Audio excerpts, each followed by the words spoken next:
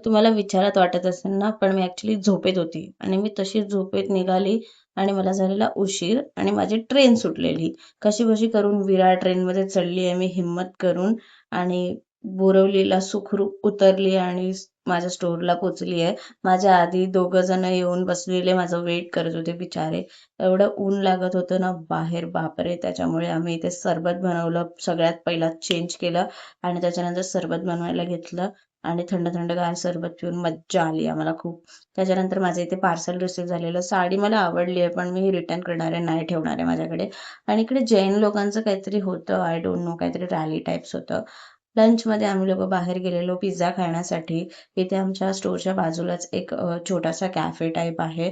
तिकडे आम्ही गेलेलो. आम्हाला असं वाटलेलं की इकडचा पिझ्झा खूप जास्त चांगला असेल, कारण की याची प्राईस होती ₹180 आणि ₹180चा बिलकुल वर्थ नव्हता.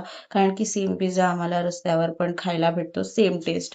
भूक तर भागली नव्हती म्हणून चाय मागवली आणि मग नंतर संध्याकाळी घरी आली तर हळूहळू चालत. पप्पांनी आज ग्रेप्स आणलेले. सीझन संपल्यावरती मी ग्रेप्स खाल्लेत. रात्री माझा आणि मंदारचा प्लॅन होता की जेवायला जायचं आहे, कारण की आज तसंच रिझन पण होतं.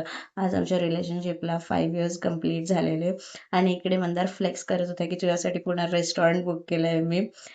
बाय द वे असं काहीच नव्हतं आणि आम्ही फूडमध्ये व्हेजच खाणार होतो कारण की आज ट्यूसडे होता आणि या रेस्टॉरंटमध्ये आम्ही पहिला पण आलो आणि यांचं जेवण मला खूप चांगलं मस्त आवडतं. आणि त्याच्यानंतर आईस्क्रीम खाल्ला आणि आजचा दिवस एंड केला. आपण भेटूया उद्याच्या ब्लॉगमध्ये. Bye bye.